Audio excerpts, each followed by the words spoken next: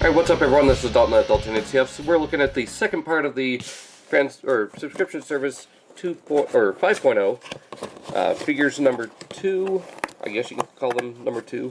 We got Lifeline and Quickslinger.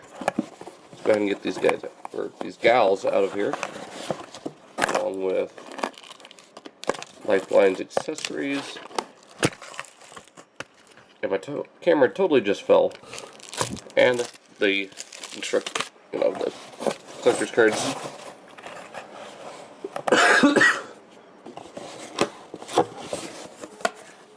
And let's go ahead and get this out of here. It is just a mailer, so it's not too big of a problem.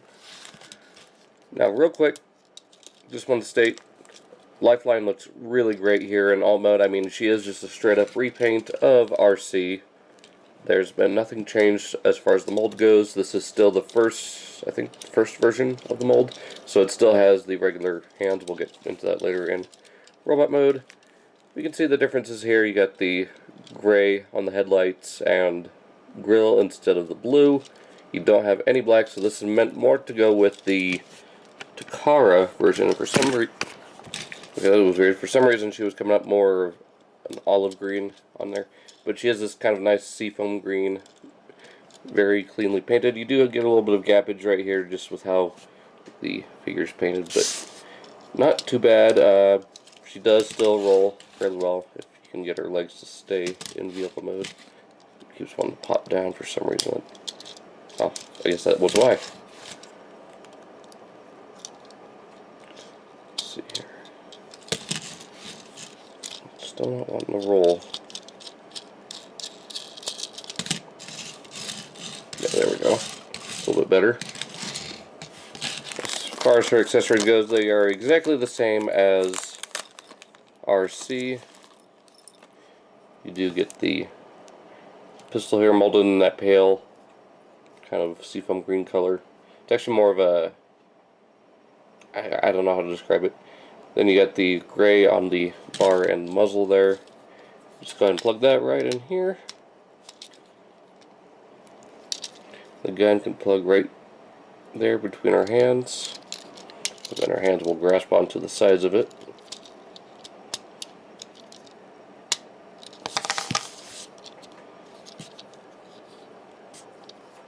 Just make sure this is all staying together. It is a little, there might be just a little bit of tolerance issues with that. The swords. Clear translucent versions of the ones that RC already had. So now you can see fully armed up. Same mold. So you got that. Get them out of the way just for now. And we got Quickslinger here. Now she is a repaint of Flanker and Eclipse, as well as the Oil Master, plain part. And we will be seeing it again in this lineup for the 5.0 subscription service as High Q for the Pretender Optimus Prime, which is a mix between, G1 Optimus, a little bit of G2, and the Pretender. So, very nice, bright purple, kind of the same color we got with, well, actually a little bit brighter than Scorponok's, more of a lavender. Got silver on the edge of the wing, both sides, front and back. Got the black right here on the fins and the exhaust, a little bit of yellow here, even some black right on this little spot, which is actually the tab for the gun. Her transformation is super simple, so go ahead and take a look at that. Zooming in here. Oh, too far.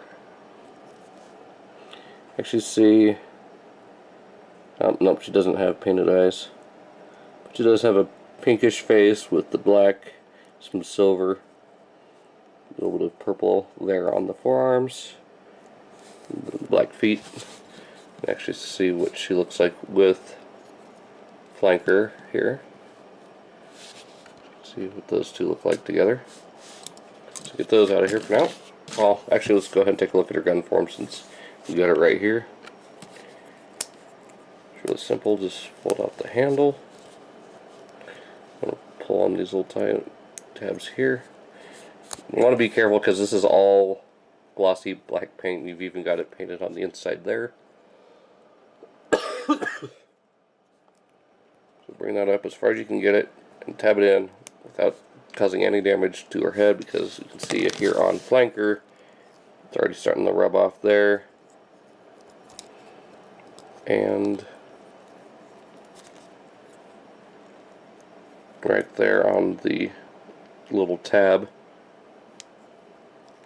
So there's her gun mode. I don't think she's going to be used. Okay, so in her weapon form, I don't think she's going to be used very often due to the fact that Lifeline is more of a pacifist than a warrior. She's also a medic, and we'll get more into that here in robot mode. So yeah, let's focus more on that for robot mode, and this is a pain to get undone with it. Yeah, she's not going to be in gun mode hardly at all after this. I'm just afraid of chipping that paint too much. So let's go ahead and take a quick look at their bio cards. And yes, I said bio cards. We'll get to that in a second. So here is Lifeline herself. Again, the artwork is really great on these. I'm really excited to see what they do with the other 4. Well, 5 actually, if you include the bonus figure. But there she is. Closer look at that. And her bio itself. If you want to read that, I will read it at a later time myself. And there's her tech specs. So there's that. Get that out of the way here. And it's using that same type of material I said before. There is Quickslinger. She doesn't have any instructions. I mean, with a figure this simple, I highly doubt she'll ever need them. But again, nice little artwork. See right there. And she does have yellow eyes in the artwork, even though she doesn't have any in there. I mean, it's so small. But there is her bio. And I do love that quote, "I bring the fire and the rain," and then the whole smile programming thing. That's pretty great. But yeah, you can read the bio if you want. And her tech specs, which not too bad considering how small she is.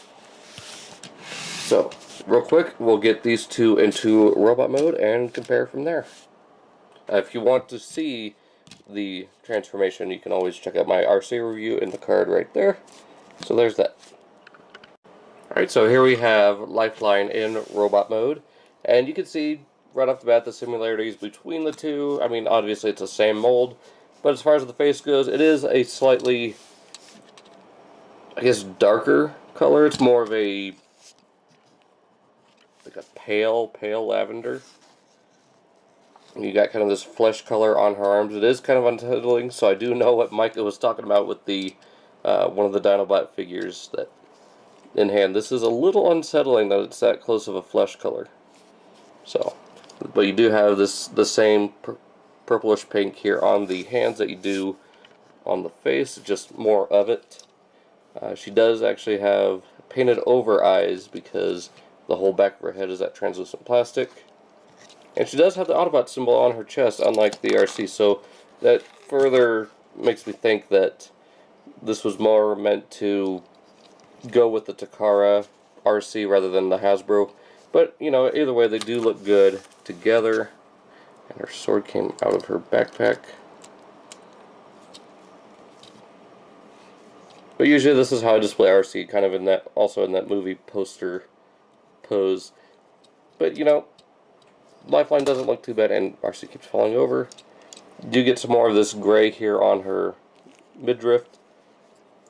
Not too much else as far as paint. You do get a little bit here on the little ankle pieces that RC didn't have. You do have these little bits of green here. Other than that, they don't have too much else in common. I mean, it's just molding and the way they painted the head. Now, as far as her weapons go, what I'll probably do is I'll have her with the lasers, or with, you know, with her scalpels or swords on her arms.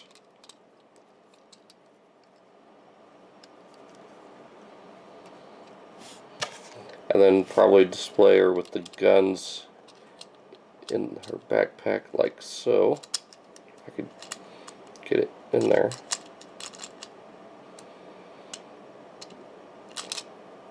I'll do it this way.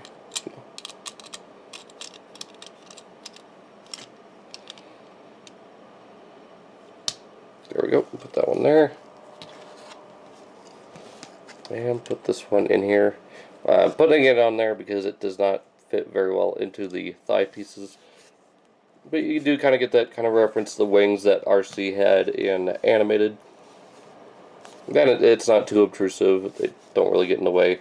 Now, she was supposed to have the rounded hands, similar to like, they were supposed to be the ones that the STCC RC came with, but it never happened in time. So I might try to track down the Combiner Hunters set and a spare RC, because I'm wanting that set anyways, but a spare one of that RC so I can swap out the arms, paint up those arms, match this a little bit more. But at the same time, like I said, she's from another planet. I mean, she is Cybertronian, but they ended up leaving Cybertron. Her, some other Autobots, along with Sandstorm here, I believe. It's been a while since I've watched the episode. But, you know, they were on the planet of Paradron in, I believe, either another galaxy or another universe. I can't remember exactly how that all went down. But she has, until now, been known as just the Paradron medic. And there goes Quickslinger. So it's nice to finally have her. And so there you have those two characters. It's nice how he's completely changed since then. But maybe we could see a new one of him that's a little bit more within the scale. But according to Dakota, I guess these two have a thing going on. I guess he's her, or she's his main squeeze, and she's kind of just a third wheel. So, kind of awkward. Anyways, not too much else to go on with Lifeline. Let's go ahead and bring in the other two figures from this box. Starting with Fractal and Scorponok. Now, to actually start off, this is a pretty good set to start off with. I mean, you get a really good pair of figures and probably the weakest pair of figures. It all kind of works for a pretty good set.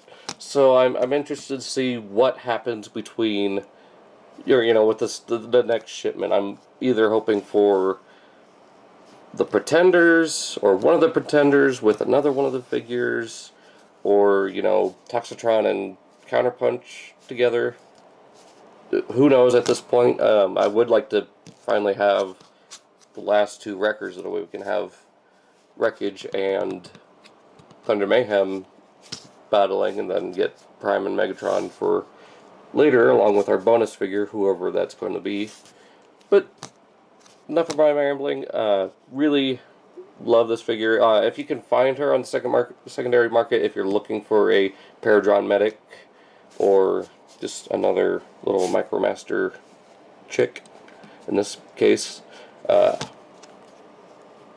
mean, it's going to be difficult to find her. I mean, I know Scorponok, I've seen a couple auctions on eBay going for like $20, but I'm keeping this. This is mine. I have no intention to get rid of these guys. They're the last thing that the club is putting out as far as, you know, figures. So you're damn sure I'm going to hang on to these as long as I can. So, that being said, enough of my rambling. Be sure to check out the review for RC in the card like I showed before, along with these guys in the card right there. That being said, hope you guys enjoyed. Links to all the channels, or all the links, you know, for this, down in the description, along with the reviews I mentioned. Be sure to check out the Cool Table Network. Biggest show you need to check out, though, is the Stasis show. Almost, why'd I forget that? Every Wednesday at 7 p.m. Eastern Standard Time, or 6 p.m. Central Standard Time. Really great show. If you like hearing about Beast Wars or want to learn more about Beast Wars, check it out. Really great. It's on Bricks on the Dollar. His channel, Chris Clutch Bricks, whatever works. down in the description, so check that out. See you guys all next time.